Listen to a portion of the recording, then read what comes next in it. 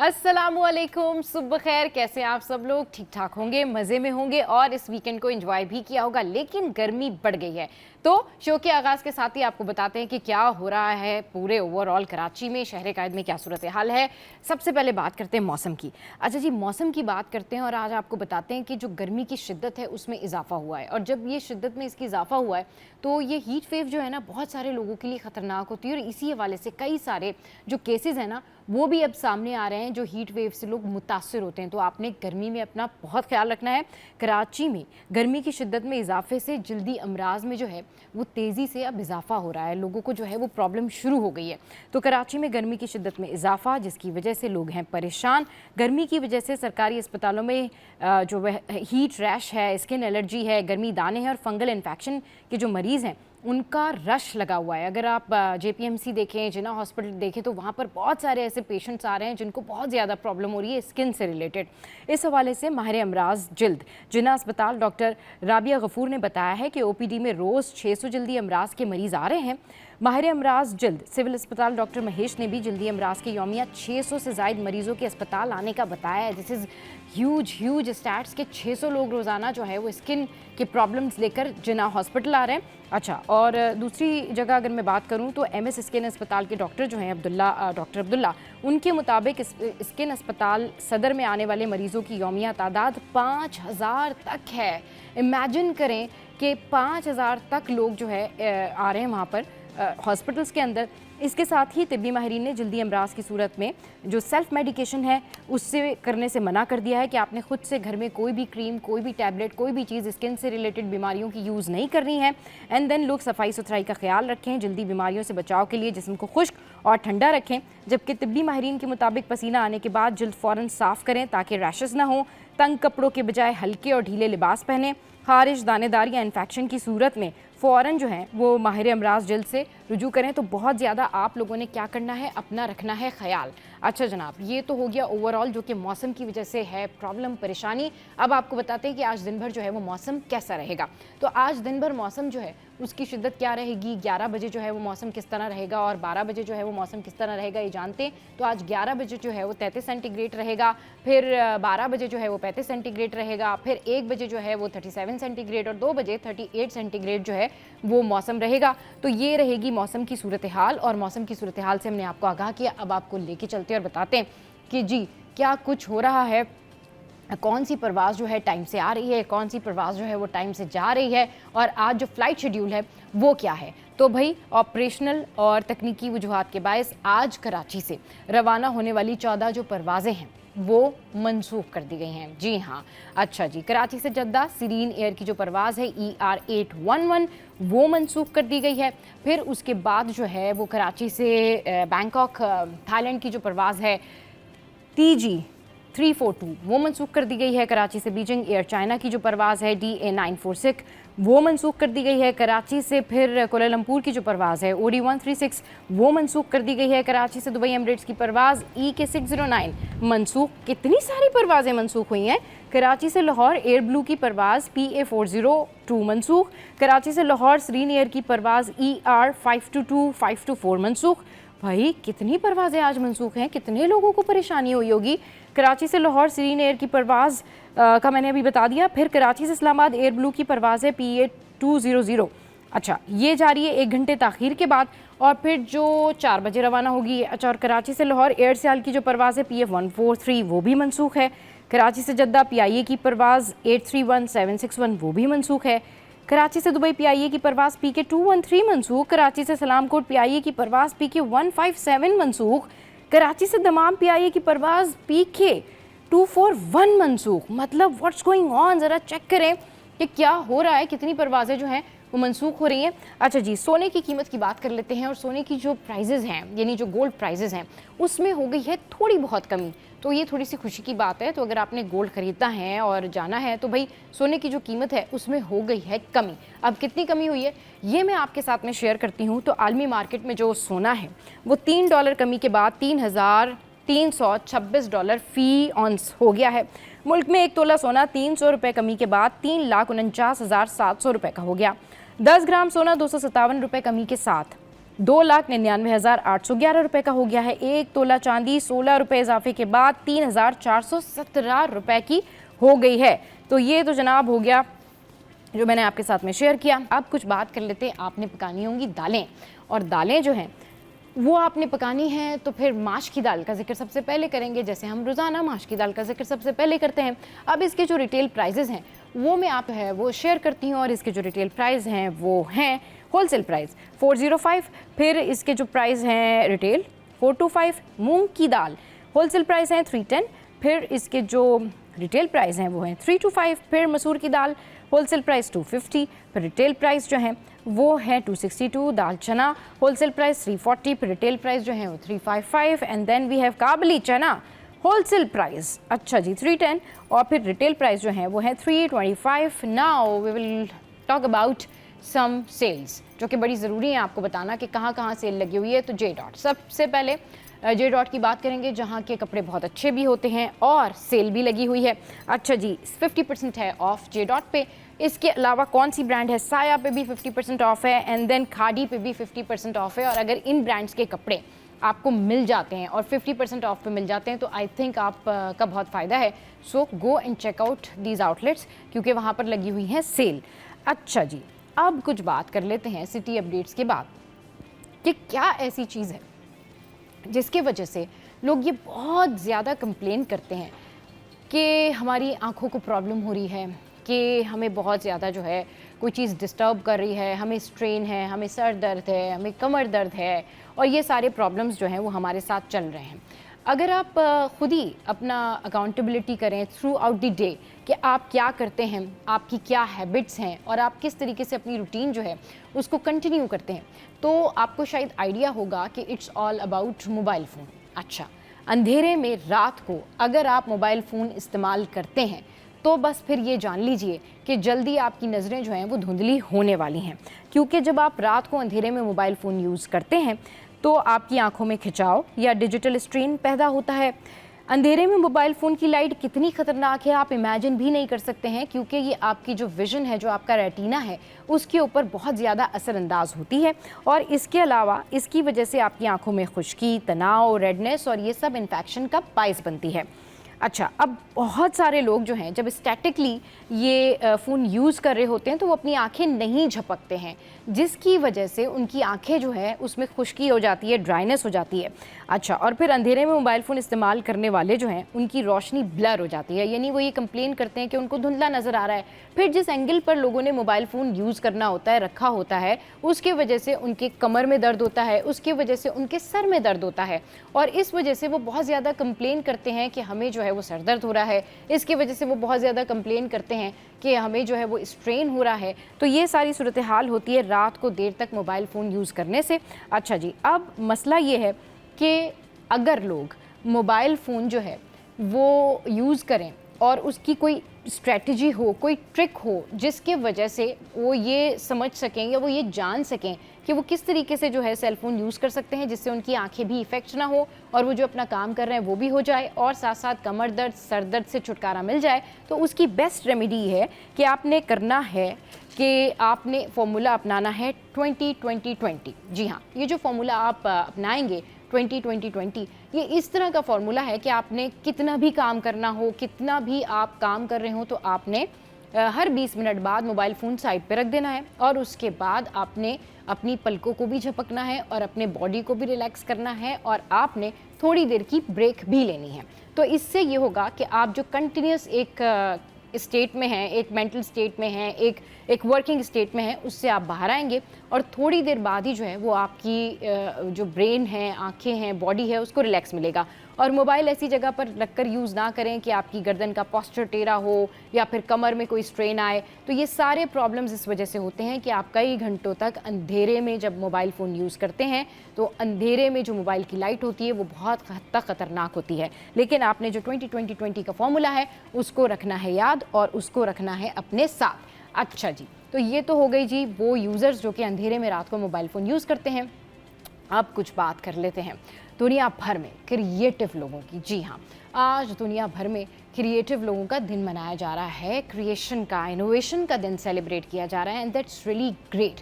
जितने भी लोग दुनिया भर में ये दिन मनाते हैं, तो इस दिन की मुनासबत से डेफिनेटली वो बहुत सारे कॉन्फ्रेंसेस में जाते हैं, बहुत सारे जो है प्रेस कॉन्फ्रेंस होते हैं, बहुत सारे ऐसे जो है वो शोज़ हो रहे होते हैं जहाँ पर ये क्रिएटिविटी का दिन मनाया जा रहा होता है। ये क्रिएटिविटी क्या है? क्या आप कुछ नया करना चाहते हैं तो बिल्कुल कीजिए, कोई रिसर्च आपके पास है तो ज़रूर कीजिए।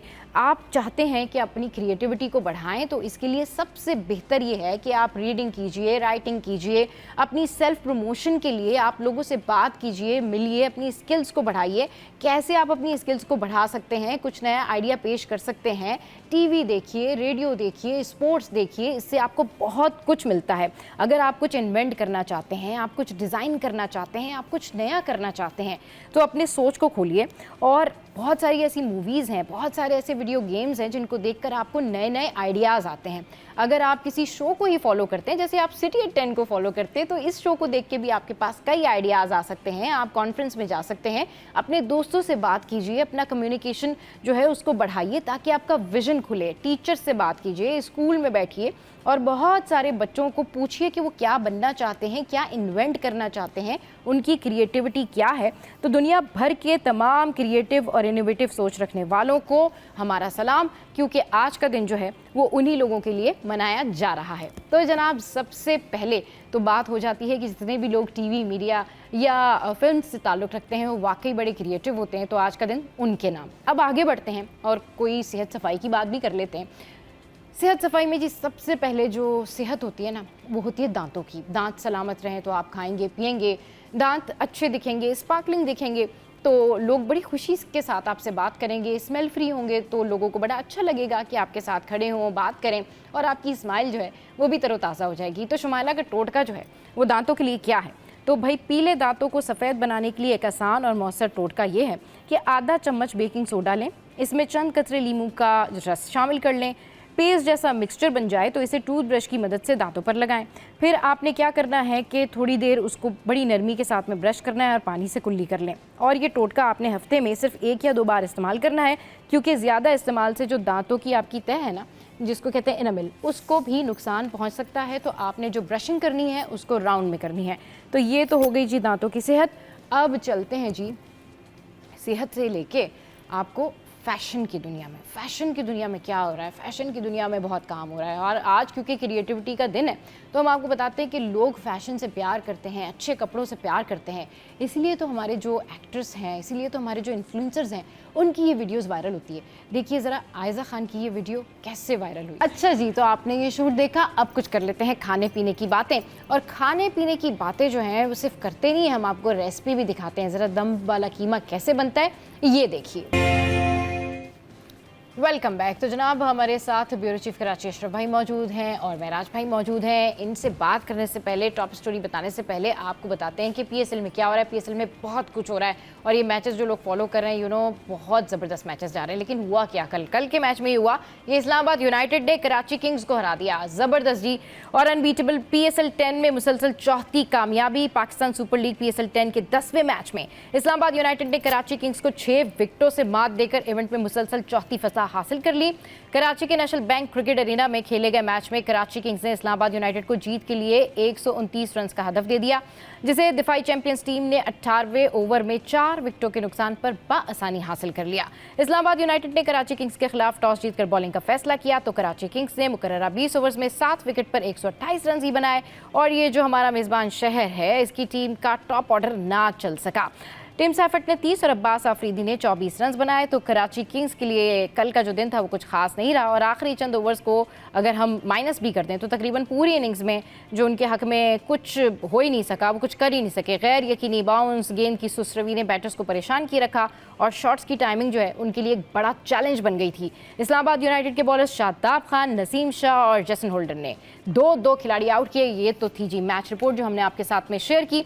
अच्छा जी, अब कुछ बात करते हैं हम और एक आपके साथ में रिसर्च शेयर करते हैं, और ये बड़ी इंटरेस्टिंग सी रिसर्च है, and it's about women's and also men's. अच्छा जी, ये क्या है कि जी ख़वातीन मर्दों के मुकाबले में लंबी उम्र पाती हैं। एक तहकीक की गई जिसमें ये बात सामने आई कि जो ख़वातीन हैं वो मर्दों से ज़्यादा जीती हैं, और जी तहकीकी रिपोर्ट में इंकशाफ किया गया कि पाकिस्तान समेत दुनिया भर में ख़वातीन मर्दों के मुकाबले में लंबी उम्र पाती हैं जनाब। और आलमी सतह पर मर्दों की मुतवक्का उम्र अगर 71 साल है तो ख़वातीन 76 बरस तक जो है वो जीती हैं, यानी मर्दों से औसतन 5.3 साल ज़्यादा ख़वातीन जो हैं वो ज़िंदा रहती हैं। अच्छा जी, अक़वाम मुत्तहिदा की स्टैट्स हैं जिसके मुताबिक दुनिया भर में पैदाइश के बाद मुतवक्के उम्र 73.5 साल है। ताहम पाकिस्तान में दोनों सिनफों की मजमूई औसत उम्र तकरीबन 68 साल रिकॉर्ड की गई है, यानी आलमी औसत के मुकाबले में पाकिस्तानी 5.5 साल कम जिंदा रहते हैं। चले जी, ये हो गई तहकीकी रिपोर्ट्स। अशरफ भाई हमारे साथ मौजूद हैं, महराज भाई हमारे साथ मौजूद हैं, और ये इस तहकीकी रिपोर्ट पे ना महराज भाई बड़ा मुस्कुरा रहे हैं। महराज भाई, मतलब ख़वातीन ज़्यादा जिंदा रहती हैं और आलमी सतह पर जो पाकिस्तानी हैं पूरी दुनिया में वो बाकी लोगों से 5 साल पहले मर जाते हैं। ये भी एक थोड़ी इसमें थोड़ी सी है प्रॉब्लम, ठीक है? तो ज़रा मुस्कुराई नहीं कि ख़वातीन ज़्यादा जिंदा रहती हैं। अशरफ भाई, मैं ज़रा आपसे चाहूँगी इस पर एक थोड़ा सा कमेंट दें आप अपना। आप चाह रही हैं कि मसला हो? नहीं, मैं नहीं चाहती कोई मसला हो। चलिए जी, हमारी रैंडम न्यूज़ पे आ जाते हैं और हम अपनी टॉप स्टोरी पे बात करते हैं। दोनों हंस रहे हैं ना, इनको पता है कि अभी हम इसके ऊपर जवाब नहीं देंगे, नो कमेंट्स। ये सियासी बयान होता है नो कमेंट्स का। अच्छा जी, अब खबर आपको बताते हैं, और ख़बर कुछ इस तरीके से है कि FB एरिया में बरसाती नाले का जो तरक्याती काम है वो आवाम के लिए मुश्किलात खड़ी कर रहा है। ये आप मनाजिर भी देख सकते हैं स्क्रीन पे। और ये यासीनाबाद का जो है वो इलाका है जहाँ पर बरसाती नाले को मेन लाइन से मुंसलिक करके अहम सड़क बंद कर दी गई है।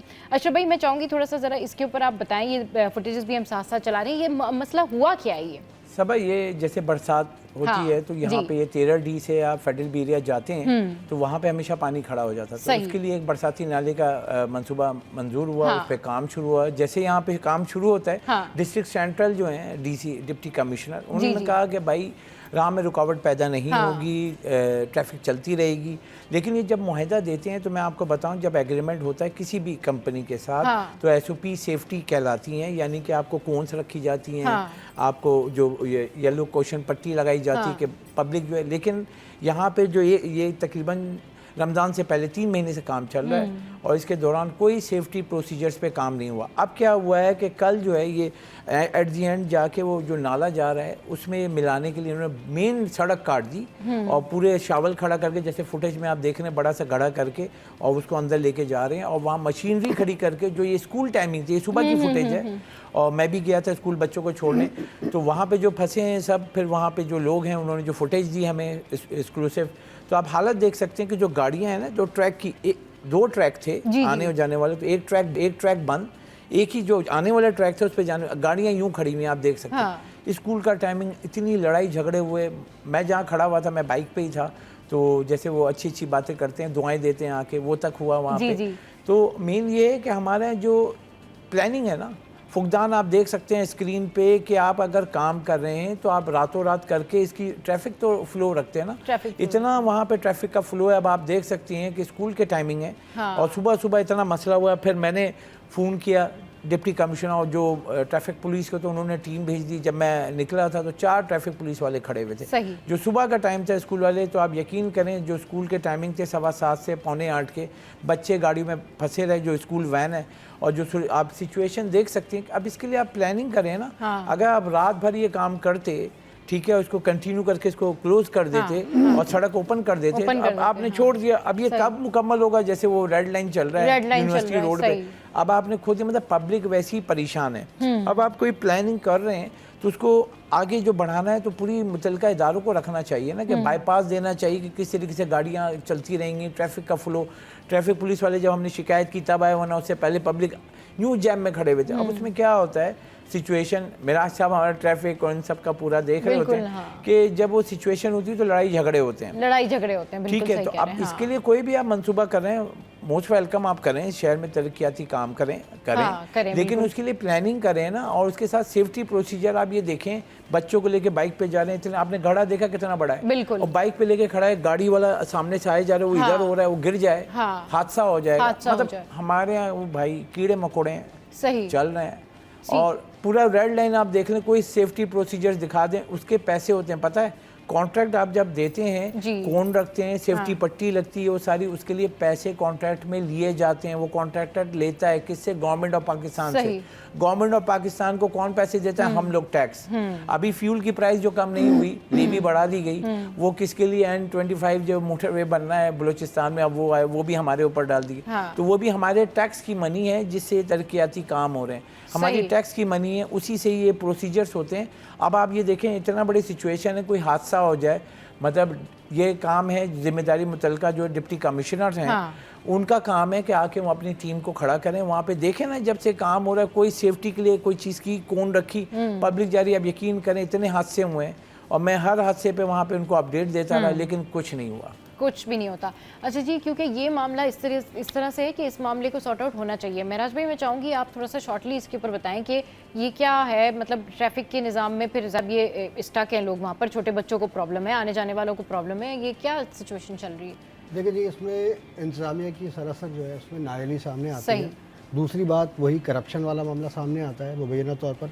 उसका रीज़न ये है कि जब भी आप गवर्नमेंट किसी को किसी काम का ठेका देती है, तो उसमें जैसे कि भी अशरफ भाई ने बताया कि भाई सेफ्टी के जो मेजर्स हैं उनको भी देखना पड़ता है। और ताकि जाहिर सी बात है, लोग बेचारे वहाँ ट्रैवल कर रहे हैं और आपको यही नहीं पता ना कि आप सुबह अगर सो के उठते हैं और अचानक घर से निकलते हैं तो सामने एक इतना बड़ा गड़ा खुदा है। ये महराज भाई और मेरा ना इस बात पे एक ही स्टांस है कि भाई आप दरवाजा खोले, आपके घर के बाहर खुदाई हुई थी, आपको पता ही नहीं होता। सुबह रात में तो ठीक था सब। देखिए, प्लानिंग का ही फुकदान है ना। अगर आपने ठेका दे दिया है, ठीक है जी, हम कह रहे हैं जी दे दिया, ओके। जिस कंपनी को आपने ठेका दिया, तो उस कंपनी के जो वर्किंग हो रही है उसको देखने के लिए वहाँ पर अपनी कोई टीम भेजी कि वो काम किस तरह से शुरू कर रही है, काम कर भी रही है या नहीं कर रही है, और किस तरीके से काम कर रही है, तो उसको तो कोई देखने वाला ही नहीं है। मतलब आप रात को जब उसका ठेकेदार का मन किया, उसने लाके अपने शावल जवावल खड़े किए और अपनी मर्जी से उसने काम शुरू कर दिया कि जल्दी जल्दी उसको निपटाना है मैंने। तो बात ये है कि उसकी जल्दी के चक्कर में अगर लोग परेशान हो रहे हैं, एग्जाम्स चल रहे हैं, पेपर्स चल रहे हैं, बच्चों ने स्कूल जाना है भाई, सुबह में उठ के बंदे को सबसे पहले यही टेंशन हो जाती है, तो उसके बाद उसका दिन कैसा गुजरेगा, उसका मूड कैसा रहेगा, आप खुद सोच सकती हैं। बिल्कुल। अच्छा जनाब, ये मामला जो है ज़रूर हल होना चाहिए। एक और टॉप स्टोरी जिसके ऊपर मैं जिक्र करूंगी, एंड इट्स अबाउट हज। और अब से कुछ दिन पहले अशरफ भाई ने सबसे पहले सिटी 21 पर ये न्यूज़ ब्रेक की और हमारी मॉर्निंग शो में ये न्यूज़ ब्रेक की कि इस दफ़ा जो हज के मामलात हैं उसमें रवा साल 67,000 यानी कि ऑलमोस्ट 70,000 हम कह सकते हैं, 70,000 पाकिस्तानियों के हज से महरूम रह जाने का खदशा पैदा हो गया है, and it's a big news. अच्छा जी, निजी टूर ऑपरेटर्स के हज के लिए जमा 36 अरब रुपए जो हैं वो भी फंस गए हैं।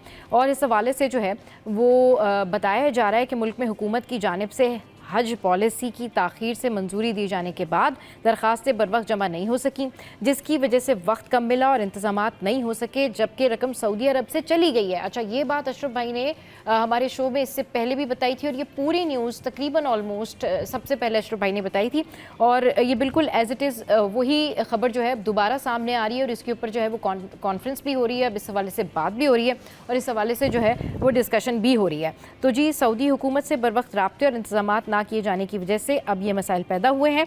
उधर सऊदी हुकूमत ने भी रकम वापस करने की बजाय आइंदा साल एडजस्टमेंट करने का कह दिया है। अब ये क्या इसकी मजीद डेवलपमेंट स्टोरी है, आज क्या कुछ होने जा रहा है, अशरफ भाई ज़रा इसके ऊपर बताएं। देखिए, बहुत बड़ा कंसर्न है। अब यहाँ पे मैं बताऊँ, ट्रैवल एजेंट है, उन्होंने होप बनाया हुआ है, हज ऑर्गेनाइजेशन जो है एसोसिएशन है।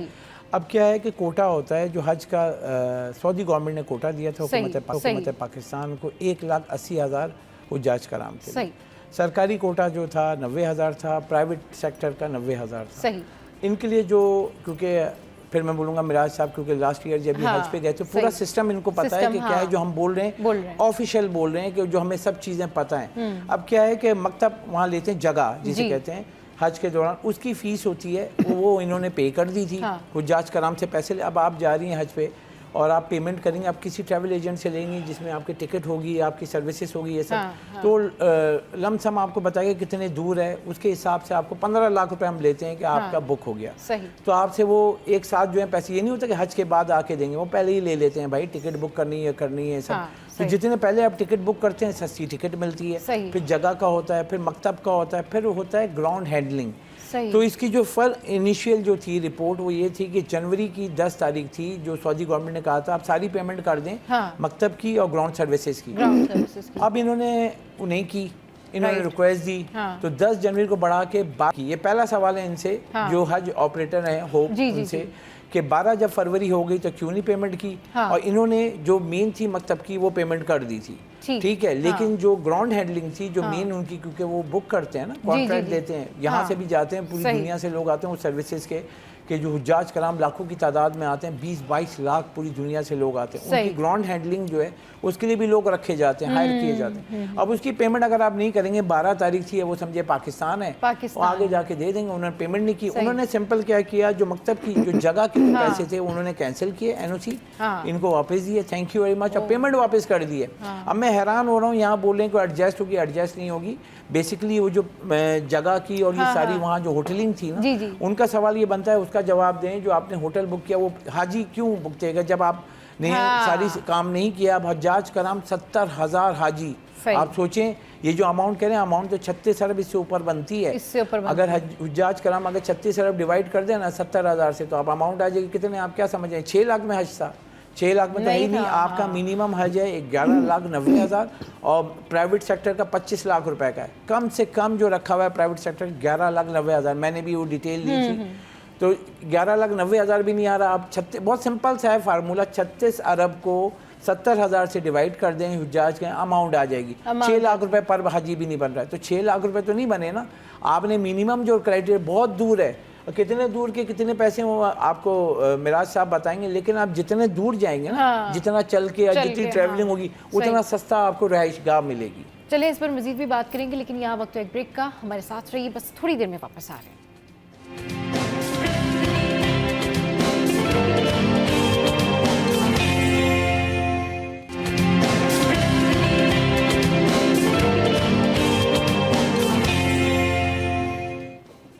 Welcome back. तो बात हो रही है कि इस दफ़ा जो 70,000 हाजी हैं, यानी जो जिन लोगों ने हज पे जाना था, वो इस साल महरूम रह सकते हैं, महरूम रह गए ऑलमोस्ट।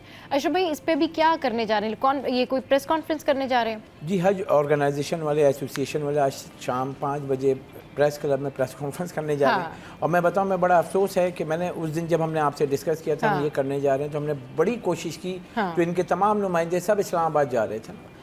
ओपनली मैंने कहा कि आपके नुमाइंदा हो, आपका मेंबर हो, आपके एसोसिएशन कोई भी हो, आप आएँ ओपन फोरम में, आधा घंटा हम आपको दे रहे हैं, आप आके बताएं क्यों है ये, क्यों है। लेकिन माशाल्लाह से कि वो घबरा गए थे। अब आज प्रेस कॉन्फ्रेंस कर रहे हैं प्रेस क्लब में। मेरा अभी से फिर से उनसे यही सवाल है कि पहले ये बताएं कि अगर आपकी लास्ट डेट जब बढ़ा दी गई थी 1 महीना, 12 फरवरी की थी, क्यों नहीं पेमेंट हुई।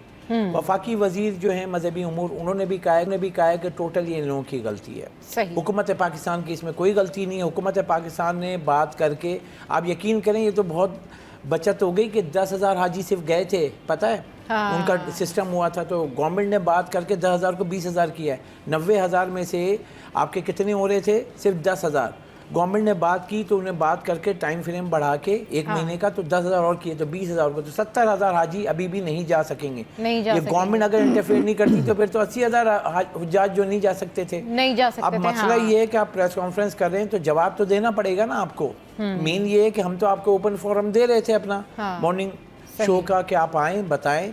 मेन ये है कि मेरे मिराज साहब ने भी मुझे यहाँ पे कहा था, हो ही नहीं सकता, ये तो नामुमकिन है, ये बैठे हुए। मेन ये कि क्योंकि कोई नहीं मानेगा ना, गलती कहाँ है सब नजर आ रहा है।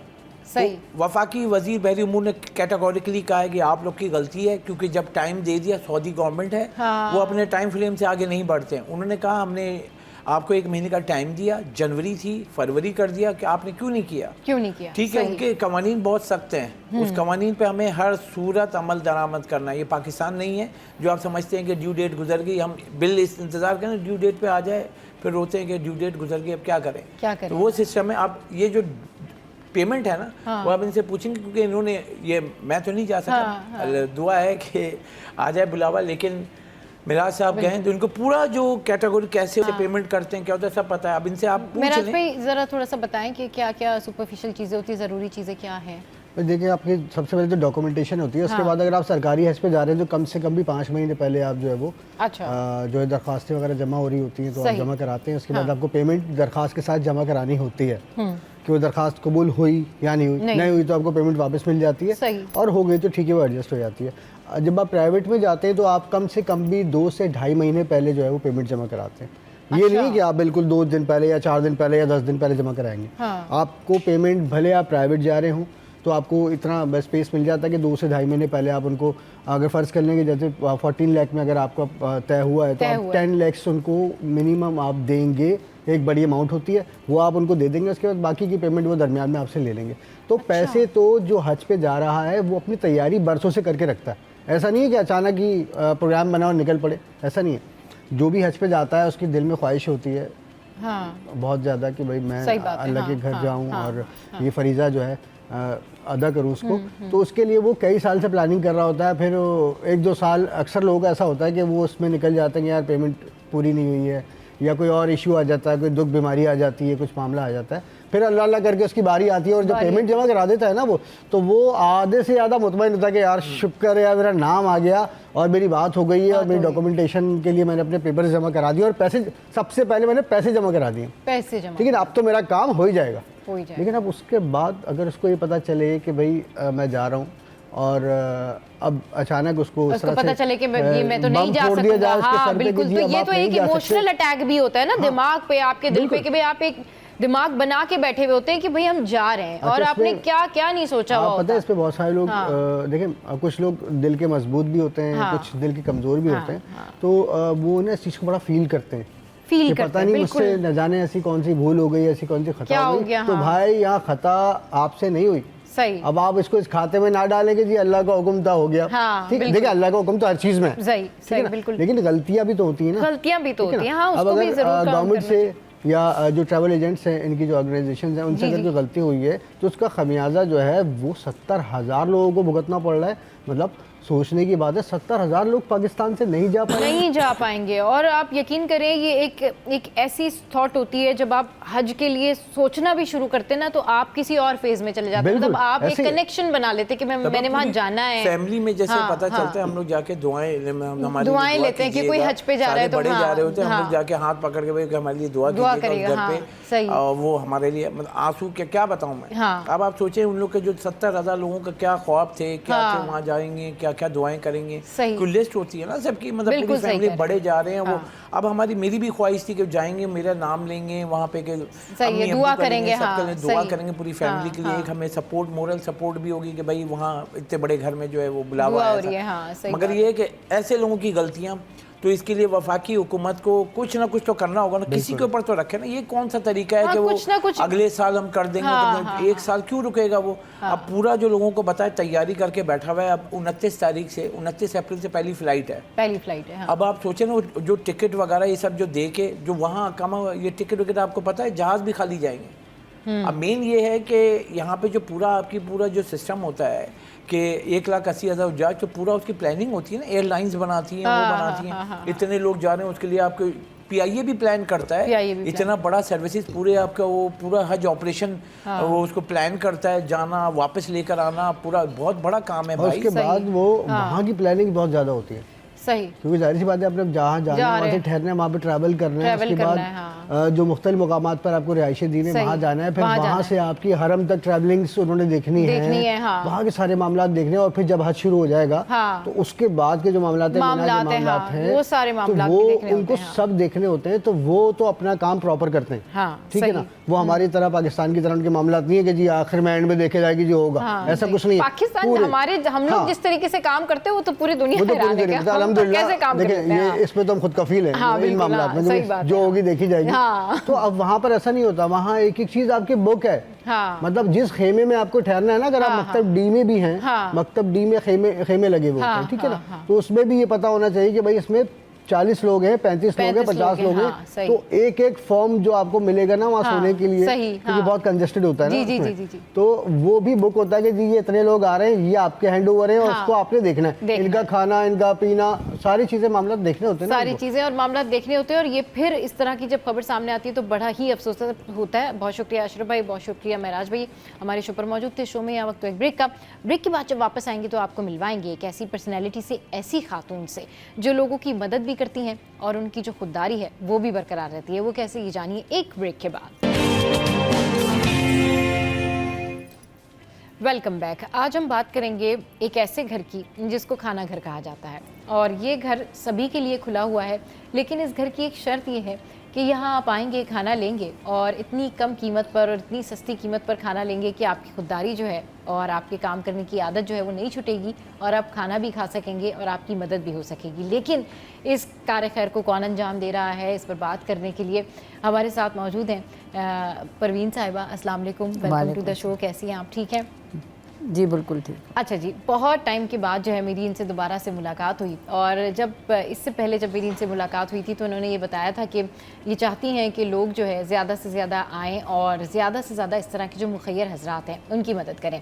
अभी खाना घर की क्या सूरत हाल है, कैसा चल रहा है और किस तरीके से आप इसको हैंडल खाना घर के काम में बहुत इजाफा हुआ है, इसलिए कि जो मुल्क की सूरत हाल है वो तो अबतर से अबतर हो रही है जी।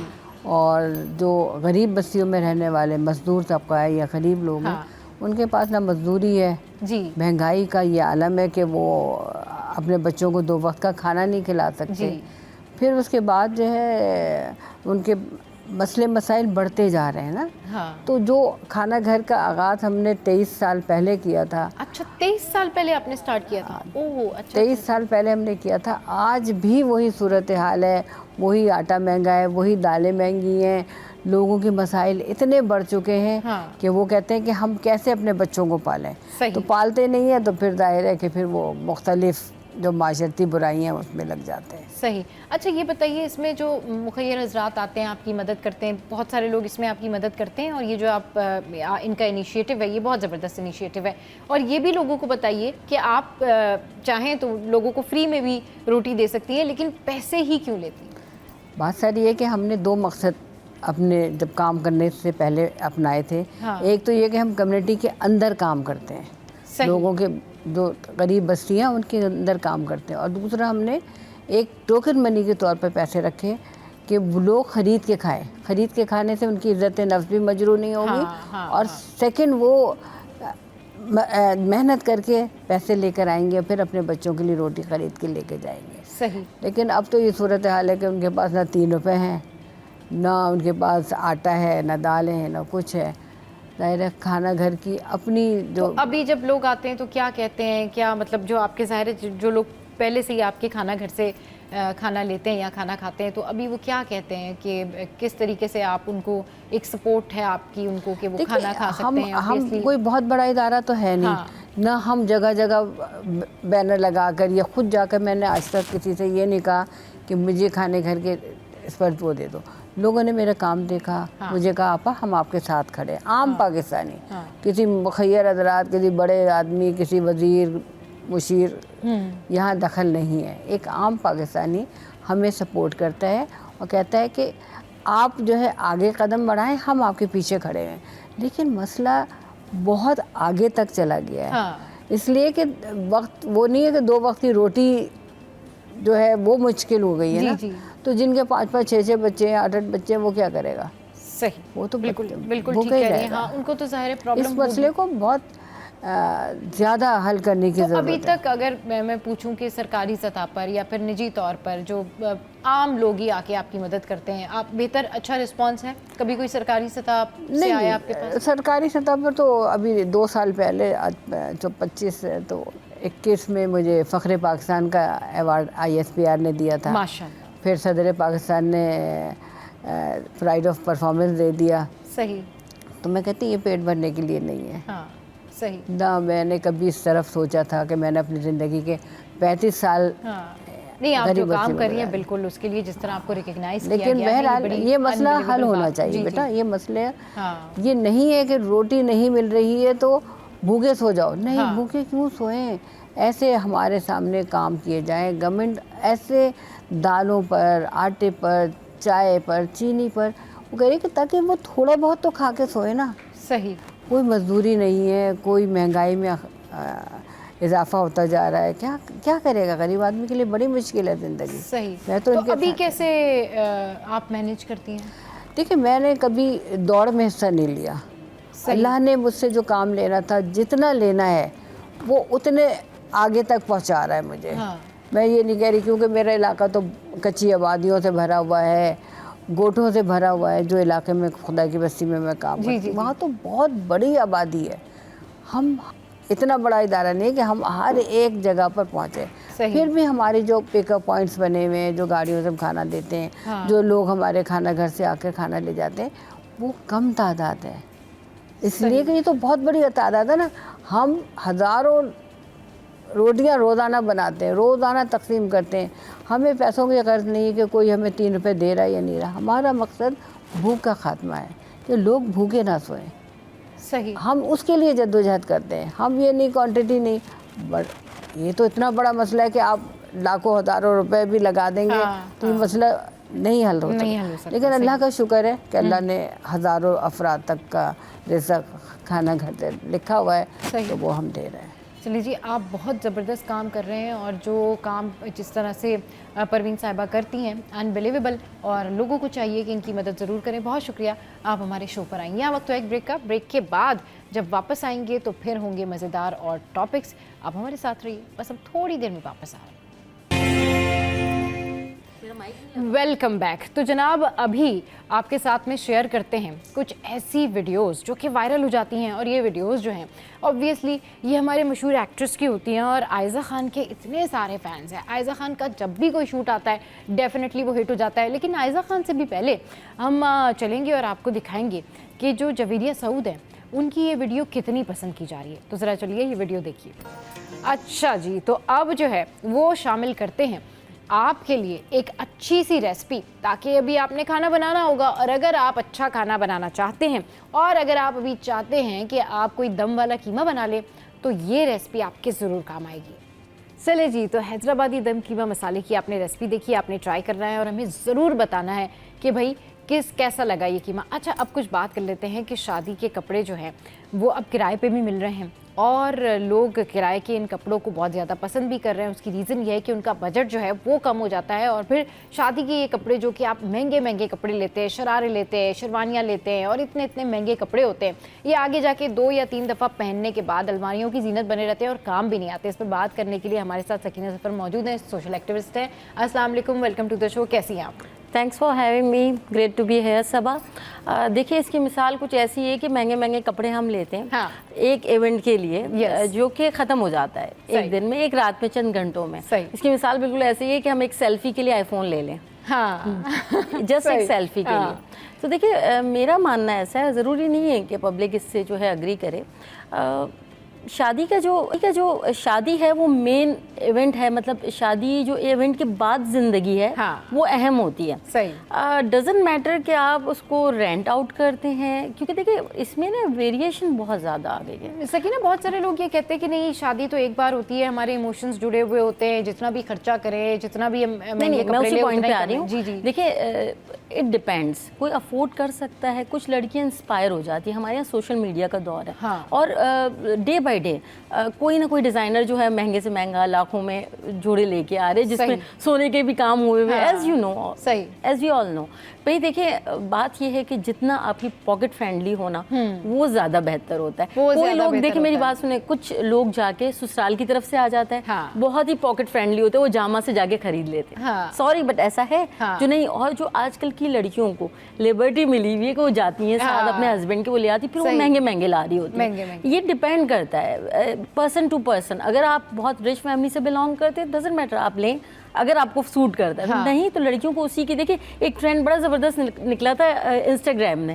देखिए, बहुत सारी, हम सोशल मीडिया को कहते हैं कि ये देख के वो देख के, उन्होंने बड़ा अच्छा ट्रेंड निकाला था कि अपनी माँ के, अपनी मदर के जो है आप कपड़े, उसको थोड़ा सा अच्छा ट्रेंडी बना के, कुछ लेस लगा के, जो शादी के कपड़े होते हैं, उसको ट्रेंडी भी हो गए थे। और आप देखिए ना, लाख रुपए आपके, जो लाखों रुपए जो आपके, क्योंकि देखिए मेन जो होता है ना, ब्राइड कंप्रोमाइज नहीं करती एक मेकअप में और एक ड्रेस में।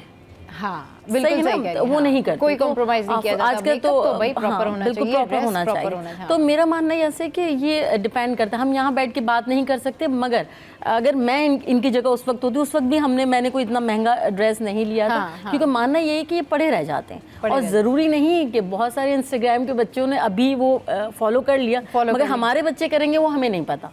सही। तो ये डिपेंड करता है, ये डिपेंड करता है। अच्छा भाई, बहुत सारे लोगों के लिए ये आसानी भी है इस तरह से कि आपने वही जो 5 लाख वाला जोड़ा है, अगर आपको वो नॉर्मल रेंट पे मिल जाता है 20,000 पे मिल जाता है किराए पे 2 दिन के लिए 3 दिन के लिए अगर मिल जाता है तो ये तो बहुत आसानी है, मतलब हाफ ऑफ हाफ बजट है कि आप 5 लाख वाला शरारा जो है वो 20,000 रुपए में अगर लेकर आ रहे हैं और उसको वेयर भी कर रहे हैं। और फिर जाहिर सी बात है जो लोग किराए पे इस तरह की चीजें देते हैं, जो लोग कपड़े रेंट पे देते हैं, तो फिर आप उन लोगों के पास जाएं जो वाकई हाइजीन का भी ख्याल रखते हैं, जो वाकई बहुत सारे लोगों को जो है उस तरह से फैसिलिटेट करते हैं जिस तरीके से एक प्रॉपर प्रोफेशनल वे में फैसिलिटेट करना चाहिए। बिल्कुल। तो बहुत सारे लोग ये कंप्लेन भी कर रहे होते हैं सकीना कि हमने कहीं से रेंट पे जो है वो जोड़ा लिया था, लेकिन वो जोड़ा पहले से खराब था, उसमें कोई प्रॉब्लम था या सारे इश्यूज थे। तो आपको हमेशा ऐसा आउटलेट या ऐसी कोई जो है जगह चूज करनी चाहिए जहां पर कपड़े रेंट पे मिलते हैं लेकिन वो बहुत तरीके से और बहुत जो है ना वो अच्छे तरीके से आपको डील करके देते हैं।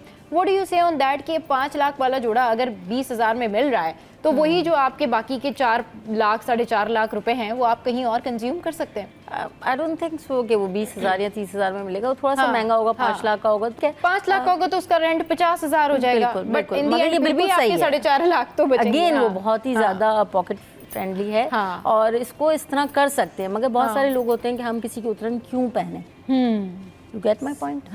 ये इस तरह होता है। तो हाइजीन लेवल जैसे आपने कहा कि वो इशू भी बहुत ज़्यादा हैं, मगर स्टिल मैं कहूँगी कि ये पर्सन टू पर्सन वेरी करता है। अगर आप बेहतर समझते तो मगर ये ऑप्शन जो है ये सिर्फ एक जगह नहीं, अब तो कराची भर में, क्योंकि आपको पता है जो हमारे हालात चल रहे हैं पाकिस्तान में, उसके हिसाब से लोगों ने बड़ा इसको, और हमारी पता है गर्ल्स जो है ना वो बहुत ईजी गोइंग भी है, मुझे ऐसे लगता है। अब बहुत उन्होंने अच्छे तरीके से इसको समझ लिया है कि हमें किस तरह करना है, बहुत अंडरस्टैंडिंग हो गई है। तो मेरे ख्याल से ये अच्छे ऑप्शन है, उसको अवेल भी करना चाहिए और प्रमोट भी करना चाहिए। बिल्कुल सही कह रहे हैं कि हम यही चाहते हैं कि हम अपने प्लेटफॉर्म से ऐसी चीज़ें प्रमोट करें जो आपके लिए बेनिफिशियल हैं, जो आपके बजट को आधा कर देती हैं, जो आपकी प्रॉब्लम्स को जो है वो आधा कर देती हैं। सकीना ज़फ़र हमारे साथ मौजूद थी। सकीना बहुत शुक्रिया आप हमारे शो पर आई। अच्छा जी, अब शो में यह वक्त एक ब्रेक का, और ब्रेक के बाद जब वापस आएंगे तो आपको मिलवाएंगे पैट लवर्स से और आपको बताएंगे कि जिन लोगों को घरों में जानवर रखने का शौक़ है, पेट्स रखने का शौक़ है, अब गर्मियों का ये सीज़न है, उसमें वो उनकी केयर कैसे कर सकते हैं। तो आपने कहीं नहीं जाना, हमारे साथ रहना है और ये देखना है कि क्या कुछ इंटरेस्टिंग सूरत हाल जो है अभी हमारे शो पे बनने वाली है। क्योंकि इंटरेस्टिंग मैंने इसलिए कहा कि मुझे जो है वो पेट से डर लगता है। अब तो हो गया ना और इंटरेस्टिंग। हमारे साथ रहिए। Welcome back. तो जनाब इस वक्त हमारे साथ कौन लोग मौजूद हैं? इस वक्त हमारे साथ शान सलीम मौजूद हैं जो कि पेट लवर भी हैं, उनके साथ आयशा भी हैं, और उनके साथ कौन मौजूद है जनाब? आप जवेरिया। तो आयशा और जवेरिया और शान सलीम को हम वेलकम करते हैं अपने शो पे। अस्सलाम वालेकुम, वेलकम टू द शो। कैसे हैं आप? वालेकुम अस्सलाम, आई एम गुड। अच्छा जनाब, तो क्या हुआ कि मुझे पेट से बहुत ज़्यादा डर लगता है और मैंने कभी, मतलब मेरा दिल करता है कि मैं पेट्स रखूं, लेकिन मैं पेट्स कैसे रखूं? एक तो मुझे लगता है डर, लेकिन गर्मियों में पेट्स की कैसे केयर की जाए, और पेट लवर जो है वो कितना ज़्यादा इन्वॉल्व होते हैं पेट्स की केयर करने में, इनकी केयर कैसे की जाए, इनको कैसे अगर आपने रखना है अपने घर में तो उसके लिए क्या बुनियादी बातें होती हैं, शान सलीम से जानेंगे। शान ज़रा बताइए कि अगर कोई पेट रखना चाहता है तो उसको सबसे पहले किन बातों का ख्याल रखना चाहिए? देखिए, सबसे पहले पेट रखने के लिए एनिमल लवर होना ज़रूरी है। सही। कि आप उसकी रिस्पॉन्सिबिलिटी को ओन कर सकें। सही। खुद से। मोस्टली लोग खुद पेट पसंद नहीं करते, डरते हैं। हाँ। ले लेते हैं और फिर नौकरों पे, अपने स्टाफ पे रिलाई करते हैं कि वो टेक केयर करेंगे। हाँ, लेकिन अनफॉर्चुनेटली ऐसा नहीं है। सही। जो चीज़ आपकी है आपने जिम्मेदारी लेनी। Second, now about the take care. जब आप कोई भी छोटा पपी अडॉप्ट करते हैं या कुछ करते हैं तो उसकी प्रोटोकॉल्स होते हैं वैक्सीनेशंस के, हेल्थ के, उनके डाइट प्लान होते हैं। जिस तरह इंसानों के बच्चे जब छोटे हो तो हर चीज़ नहीं खा सकते, इसी तरह जानवरों के बच्चे भी हर चीज़ नहीं खा सकते। तो प्रॉपर्ली इनके न्यूट्रिशंस होते हैं, उनकी डाइट्स होती हैं जो चेंज होती हैं बड़े एनिमल से। तो you have to go through with that. तो कोई भी consultant, doctor, the one who have knowledge, उससे चीज़ें पूछ के फिर आप अपने डाइट प्लान में उसका हिस्सा बनाएं। सही। अच्छा, ये जो अभी आप हमारे स्टूडियोज़ में भी इस वक्त जो है ना वो पेट्स मौजूद हैं। जी हाँ, और जो लोग मुझे अच्छी तरीके से जानते हैं वो कहेंगे भाई आज जो है वो मैंने कमाल कर दिया, मेरी हिम्मत को दाद देनी चाहिए जी। अच्छा जी, ये पेट्स जो है अगर हम इनको फोकस कर सकें तो हम दिखाएं कि ये, इसका क्या नाम है? क्लोई। ये ज़रा क्लोई को दिखाएं। क्लोई जो है यहाँ पर बैठे हुए, ज़रा आप थोड़ा सा वहाँ लेके जाएँ क्लोई को। तो आप, हाँ, ज़रा सा आप गोद में ले अगर ले सकती हैं तो क्लोई को। तो ये देखिए जी, ये है क्लोई। और अच्छा, ये जो है ये कब से आपके पास है शान? क्लोई जो है 7 मंथ्स के हैं। अच्छा, 7 मंथ्स के हैं। सही। तो ये मतलब लाइक आपने इनको अडॉप्ट किया फिर या फिर? Yes, recently we got him from Lahore. अच्छा, सही। तो आप जब लाहौर गए तो उनको लाहौर से नहीं, लेकर? I didn't went Lahore, my friend who own him, जिसके पास ये पैदा हुए थे, तो he post some pictures on his social media, तो मुझे वो अच्छा लगा। Then I got him here। सही। और ये जो दोनों बेबीज हैं ये जरा ये दोनों babies brought in Karachi with my friend place, और recently I got them, they are just like 7 weeks। अच्छा, अगर फोकस करके हम दिखा सके तो ये दोनों, इनके नाम क्या क्या हैं जरा दिखाएं? इनके नाम अभी हमने रखे नहीं है cause they're so अच्छा, अभी नाम नहीं रखे। चलें जी, अभी इट्स टू अर्ली। ये मेल है, ये फीमेल है। अच्छा, सही जी। तो ये देखें, ये यहाँ पर इस वक्त जो है वो पेट्स हमारे साथ हमारे शो में मौजूद हैं। अच्छा, जिस तरीके से आपने कहा कि आप फ्रेंड के घर गए थे और फिर वहाँ से आप ले आए, तो अभी तो चलें ये बहुत छोटे हैं तो इतना इनको आसानी हो जाएगी आपके साथ में एडजस्ट करने में। अब जैसे ये क्लोई 7 मंथ्स की है, ठीक है, तो ये अगर कोई और इनको अडॉप्ट करना चाहे, कोई और इसको रखना चाहे अपने घर में, तो ये आसानी से हो जाते हैं ये लोग एडजस्ट? बिल्कुल ही एडजस्ट हो जाते हैं। जो पेट्स हैं वो ह्यूमन फ्रेंडली होते हैं ज़्यादातर, डॉग्स खास तौर पे। इवन तो 2-3 दिन भी आप उनका ख्याल रखें तो दे यूज्ड टू अटैच, फॉरन अटैच हो जाते हैं। फॉरन अटैच। कुछ ब्रीड ऐसी हैं जो टाइम लेती हैं अडल्ट हों, जैसे रॉटवाइलर है, द गार्ड डॉग्स जो है, वो कुछ टाइम लेंगे आपके साथ अटैच होने, बट वो भी इवेंचुअली हो जाते हैं। सही। अच्छा, बहुत सारे लोग जो है वो पेट्स रखते हुए थोड़ा सा खौफज़दा भी होते हैं। एक तो उनको पता नहीं है कि पेट्स कैसे रखने हैं, फिर उनकी को क्या किस टाइम पर खाना देना है, किस टाइम पर उनकी एक्सरसाइज का टाइम है, या फिर उनका मूड किस टाइम पर कैसा है, ये जानना बड़ा ज़रूरी होता है ना, क्योंकि जब आप पेट रखते हैं तो being a owner of the pet आपसे भी बड़ी चीज़ें टाइम मांगता है। वो मांगता है आपकी तवज्जो कि आप उसके साथ खेलें, आप उसकी केयर करें, तभी तो वो कहते हैं ना कि वो एक वफादारी का ज़ुमरा आ जाता है कि जी वो बहुत अच्छे तरीके से अपने मालिकान को पहचानता है। तो इस सिलसिले में ज़रा बताएं कि क्या करना चाहिए, क्या टिप्स होती हैं? देखिए, हमेशा जब भी कोई भी आप नया पेट रखें, जिस तरह खाने पीने के इंसानों का भी टाइम एक लाइन है, इसी तरह इनका भी शेड्यूल बनता है। और हर जानवर जो है उसका एक अलग शेड्यूल है, हर एक ब्रीड का एक अलग शेड्यूल है, बॉडी वेट का साइज़ अलग है, तो फूड के जो रिक्वायरमेंट है वो अलग अलग होती है, सबकी सेम नहीं है। सही। तो मोस्टली जो है हम ट्वाइस अ डे जो एक एवरेज स्टैंडर्ड है, और बेबीज़ को 3 टाइम्स अ डे फूड दिया जाता है 8-8 घंटे की गैप से। सही। तो उनको फिर इस तरीके से दिया जाता है फूड। अच्छा, ये बताएं, अगर कोई रखना चाहता है तो ऐसा पेट रखना चाहता है जो कि डेंजरस भी ना हो और मतलब इन्वायरमेंट फ्रेंडली हो और यानी उससे किसी कोई हार्मफुल ना हो, वो कौन से पेट्स होते हैं? देखिए, डॉग्स में क्योंकि बहुत सारी स्पीशीज होती हैं, small, medium, large breed, 3 different किस्म के डॉग्स होते हैं। ये सबसे छोटे, जैसे ये आपके पास पग है, ये टॉय ब्रीड कहलाती है। ये छोटे ही रहते हैं, ये साइज में इससे ज़्यादा बड़ा नहीं होगा। अच्छा, बहुत माइनर सा फर्क आएगा। सही। ये स्टैंडर्ड जो मीडियम साइज के डॉग्स हैं, ये उस कैटेगरीज में आते हैं। अभी तो ये छोटे बच्चे, ये बड़े होंगे तो ये मीडियम साइज के डॉग्स में आएंगे। ठीक है। फिर एक और है लार्ज ब्रीड, जिसमें बड़े डॉग्स होते हैं, ग्रेट डेन हो गया, आपके पास मैस्टिफ्स हो गए, वो लार्ज ब्रीड में आते हैं। सही। तो ये जो है ये गार्ड डॉग के उसमें भी आते हैं, मतलब you can keep them as a guard dog as well. अच्छा, ये गार्ड डॉग भी होते हैं, मतलब ये मतलब ये एक वॉच भी कर लेते हैं लोगों को कि कोई आता जाता है तो ये गार्ड डॉग भी बन जाते हैं। वो नहीं बन सकता टॉय ब्रीड। तो हर ब्रीड का एक अलग अलग इन्वेंट होने का एक मकसद है। सही, और ये ब्रीड जो है बाहर मुल्कों में तो किसी मकसद से डेवलप की गई है। यहाँ तो सब एज अ पेट सबको पाल रहे होते हैं, इनको हम यूटिलाइज नहीं करते। जैसे K9 यूनिट्स है, उसमें स्निफिंग डॉग्स होते हैं जो ड्रग्स वगैरह में यूज होते हैं। बिल्कुल सही कह रहे हैं। वो मेरे ख्याल वो यहाँ पे अगर देखें तो बहुत बड़ी जगहों पर वो आपको मिलेंगे कि अगर वो आपके बड़े मॉल्स हो गए, वगैरह में, होटल्स हो गए, आपके एयरपोर्ट हो गए, जो आपकी जो मेन रिसोर्स है जगह है वहाँ पे उन्होंने रखे। सही। तो ये आपने कब से आपको ये शौक है, और इस हवाले से आपने मजीद जो एक पूरा एक इदारा बनाया हुआ है उसके बारे में थोड़ा सा बताएं कि व्हाट इज ऑल अबाउट? देखिए, this is internally by heart, बचपन से ही, सही, फ्रॉम माय चाइल्डहुड। और जब मैं क्लास 7-8 में था तब से मैं ये रख रहा था इंडिविजुअली। फिर एक टाइम स्पेंड होने के बाद एक incident actually happened in my life which make me realize कि पाकिस्तान में कोई हॉस्पिटल होना चाहिए। What was that? बात कर रहे हैं 2010-2012 की।